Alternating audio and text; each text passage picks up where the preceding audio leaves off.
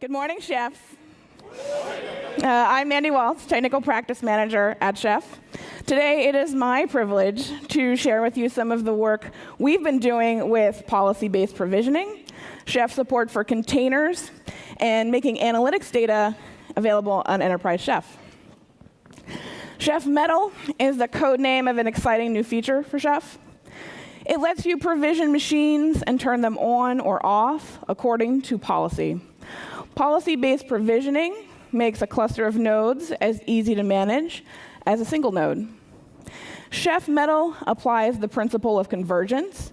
It exposes a new resource type called machine and allows you to include topology in your configuration policy. You use the machine resource to declare the nodes you want to create.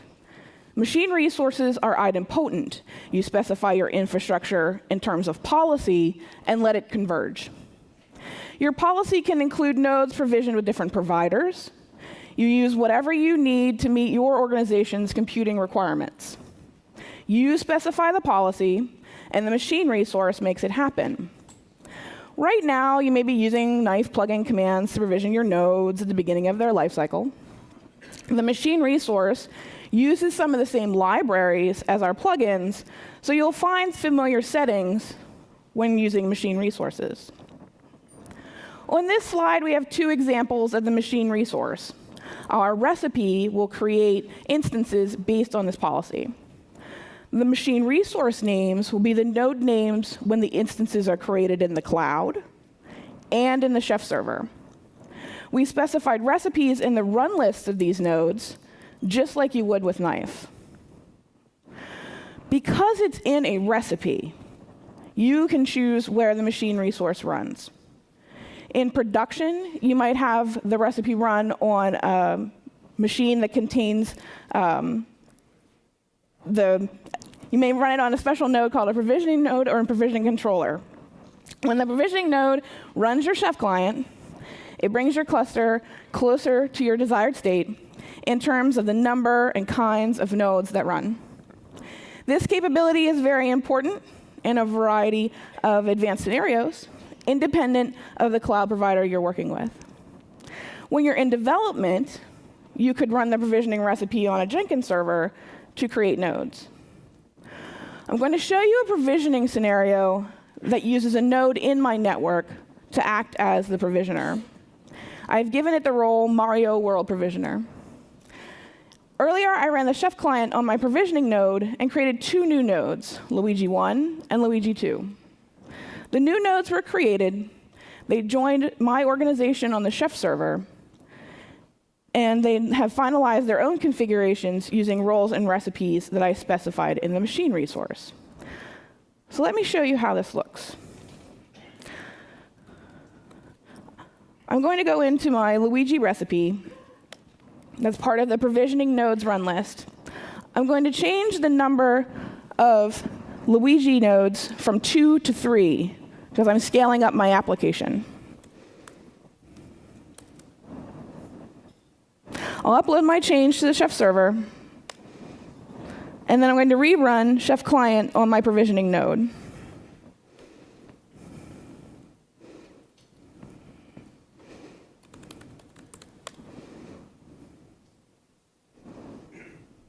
Normally, I could just let this go. It would run on its periodic basis, and eventually the topology would converge to what I want.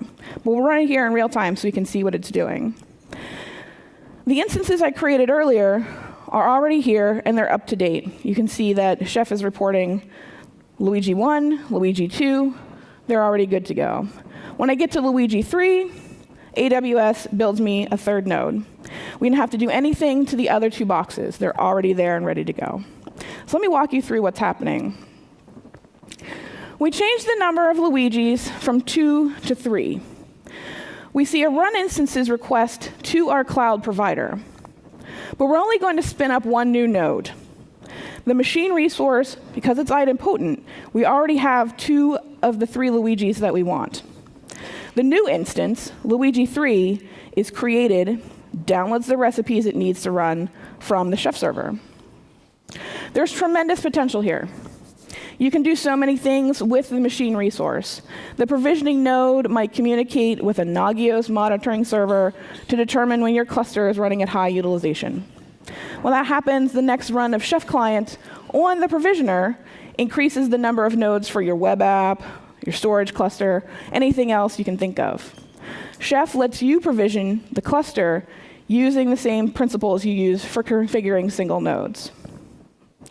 The policy you use to control your infrastructure with Chef's machine resource is up to you.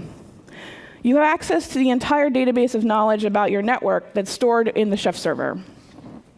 You aren't limited to just a few performance counters that your cloud provider might monitor. Any policy you can come up with can be implemented. That's pretty awesome, right? Like, yeah? Yeah. John Kaiser is going to tell you more about Chef Metal in his talk tomorrow. Now I'm going to show you some of the work we've been doing to support containers. Application containers are an OS feature that allows you to run your app in an isolated environment without the need for a separate kernel. They're kind of like mini VMs without all the resource overhead. Containers based on Linux's LXC library have been described as something between a cheroot on steroids and a full-fledged virtual machine. Container technology has been around in various forms for a number of years. As LXC has made its way into the mainline Linux kernel, working with containers and using them to create and run known good payloads has become easier and more common. An application can be effectively snapshotted in development and then deployed into testing and production without modification. I have something for you.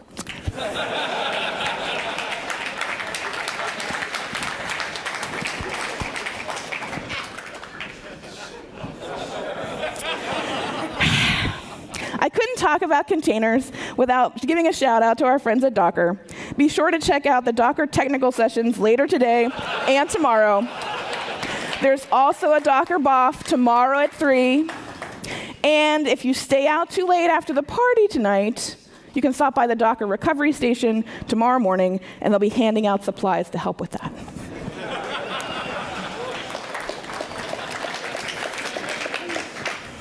So now we're going to run a demo that shows you how Chef can work with Docker to create container images.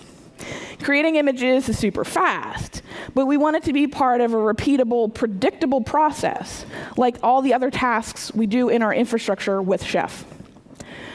We'll also create the images to create a cluster of MongoDB databases that are configured to work together, where all of the instances run inside of a container. Many companies, including Chef customers such as Intuit and Parse, use MongoDB to manage data in cases where a super flexible schema is needed. This is totally alpha, right? Sharing with you. For more information, though, track down Tom Duffield. He did a lot of the integration work on this. So this demo will show you how to use Chef at each stage of the Docker workflow. First, I'm going to create a Docker image using Chef. Then I'm going to use Chef Metal to provision and configure a host environment. After that, we'll use Chef to launch a few containers. Next, we'll use Chef to configure, monitor, and manage the new instances while they run. And finally, I'll show you a great new analytics feature that helps us keep an eye on everything. So we're going to show you how to build an industrial strength process for working with Docker. It's versionable, testable, and repeatable. Adding Chef lets you build a workflow that's ready for production and automated build environments. So we're using MongoDB for our example. It's an open source NoSQL document database. It's pretty common to have multiple MongoDB instances working together to form a database cluster. I'll use Chef to make an image from MongoDB that we'll later use to create a DB cluster running inside of containers. Even though I'm in dev mode right now, I want to make sure that I install MongoDB according to the best practices established for my organization. I'm just going to apply the standard Chef recipes for MongoDB that I've always used when I create the image. So in the Docker workflow, you can use a Docker file to specify which file system layers you want to use in your container. You might have an image that contains the base OS file system, and one or more layers that represent your environment. I'm going to use the new Chef machine resource that I showed you earlier. This code snippet shows how I've declared a machine resource that will create a Docker image. I could also spin up the resulting image, but for now, we're just going to create it. The create image action lets the machine resource know that it should just create this image and not leave the container running. So to do this, I've got some recipes set up that I'm just going to add to the run list of my provisioner. No pressure, I'm typing in front of all of you. I'm not Adam.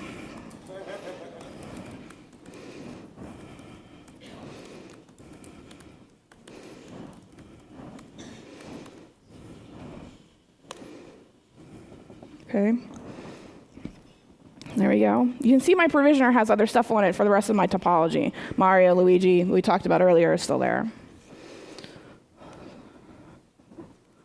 There's the output from my Luigi build. Okay. So we're going to go back through, check all of our recipes from earlier.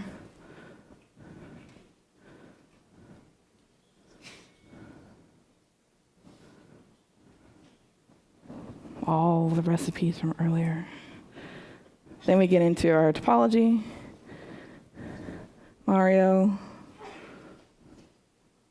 our Luigis.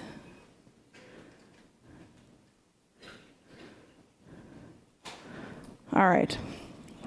While the image is baking, and this takes about 415 seconds, we'll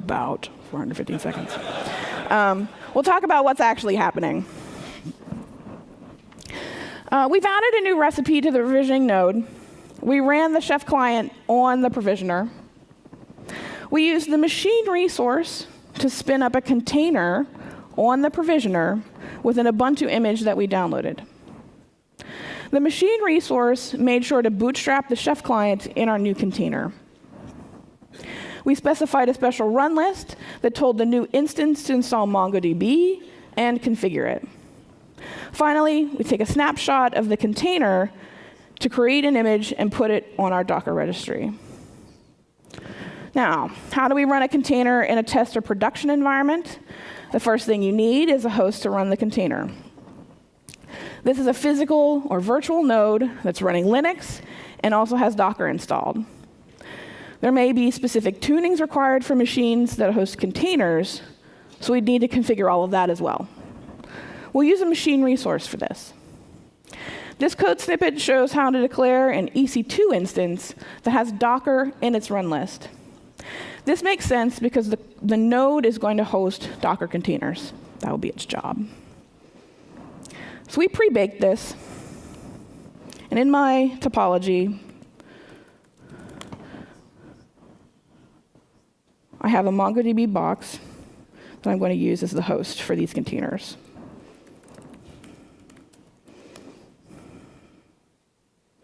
Okay, and it has Docker in its recipe run list. Okay, in a lot of demos, you have to wait for the EC2 instance to spin up, but we are TV chefs, and we baked all these earlier. Looks like we're good, so let's take a look at what's actually happening here. The host for our containers has been set up and it's talking to the Chef server. I now have a host for the MongoDB container. It's up and running and tuned to the settings we want, so we can spin up some containers. Again, we've used the machine resource to describe our cluster. Here we specify that we want 2 containers running the MongoDB container image. We might do this, for example, in a test scenario when we want to check that our cluster logic is working correctly. So now we're going to add the launch recipe to this MongoDB host.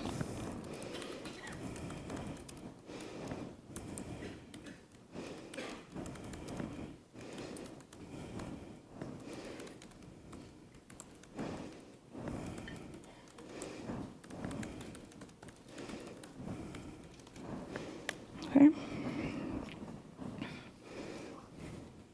All right. I'm on my MongoDB host, and I'm going to run Chef client. this host is going to run through its earlier recipes, and it's going to download the image from the Docker registry for our MongoDB. So you can see that second to last line there, where the image is going to come down and pull is missing.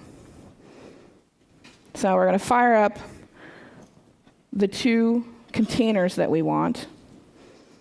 And this takes about 72 seconds.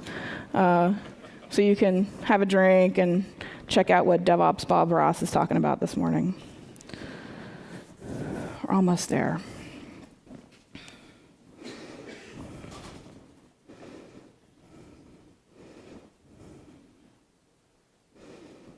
Okay.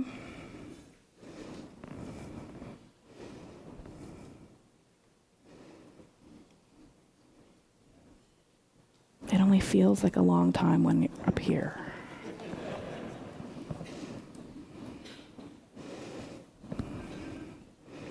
Come on.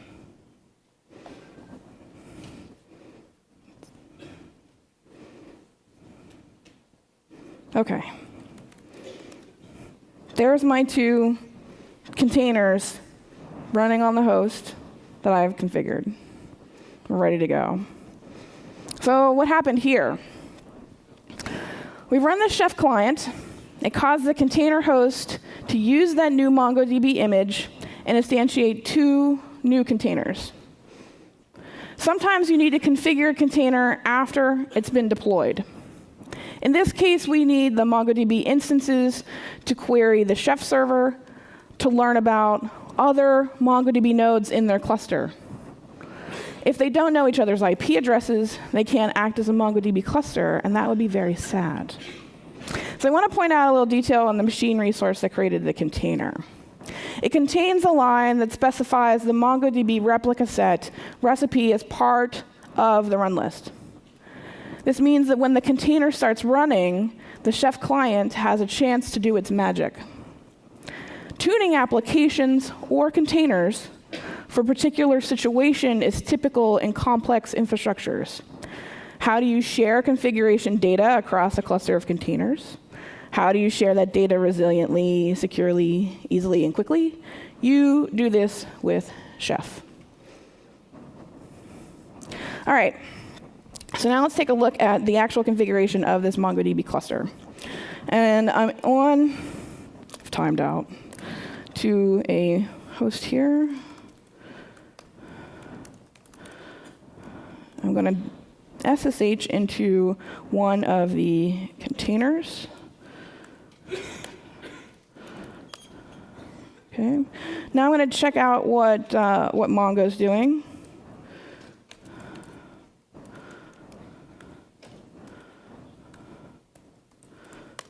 Okay.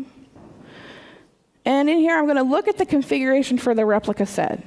So these are 2 live instances that need to know about each other to share data and do awesome things. Okay. So the Chef client ran, configured these instances that are running in the containers. Part of the replica set recipe goes out to the Chef server, does a query to find all the other nodes of the replica set. Our containers are now updated with that information based on live infrastructure. We created a relationship between running containers that didn't exist when the image was created. So let's get a little more information about what we've got going today. To do that, I'm going to introduce another great new feature of Enterprise Chef called Chef Actions. Chef Actions give you insight into everything that happens to your Chef server, including cookbook updates and changes to nodes. I think you guys are going to love this. A lot of you have been asking for it, and I've talked to you about it, I know, a good while. So here's a diagram of how Chef Actions work. You can see that as events occur, the notifications are fed into an analytics pipeline. There's a variety of consumers of the notifications. For example, they can be written to a database that you can query at any time. So I'm going to open my web interface. There we go. Here's my analytics interface. And I'm actually going to query it for some information about that Luigi 3 node we were working on earlier. So here you can see what actions were taken, that acted on this particular object. Here I've got client provisioner created the stuff for Luigi 3 because I built that from my provisioner node with Chef Metal, right? So it's registering that that action was taken by a robot, really. Okay? I've also made changes to my MongoDB host.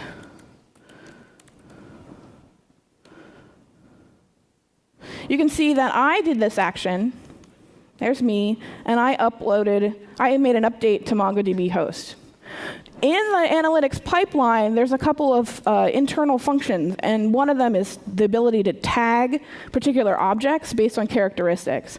This particular object, this MongoDB host, has Docker on it, and it's been tagged with the Docker tag. So I can use that to start filtering and working through all of the data that comes into my Chef server. So I'm going to open up HipChat. I have a channel dedicated to receiving notifications from Chef actions. It shows me all of the actions on my Chef server, what organization they were in, who or what made the change, and what the change was. Very similar to what's in that analytics interface. Creates are green, updates are orange, and deletions are red. So here's what it looks like. Here's my creation of my Luigi 3s earlier in this demo, and some updates that we've done along the way. So let's create a data bag on the Chef server. I'm going to come into Chef Manage, Policy, Data Bags. Let's create a new one.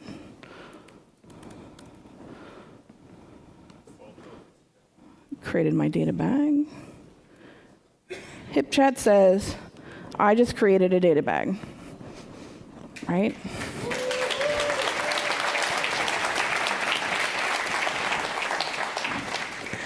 So that concludes our demo of new features. James Casey will be talking more about analytics tomorrow at 1:20. Don't forget the Chef Metal and Docker talks that we already mentioned. I hope you all enjoy ChefConf. I'll be here for the rest of the conference if you want to chat. Otherwise, have an awesome time.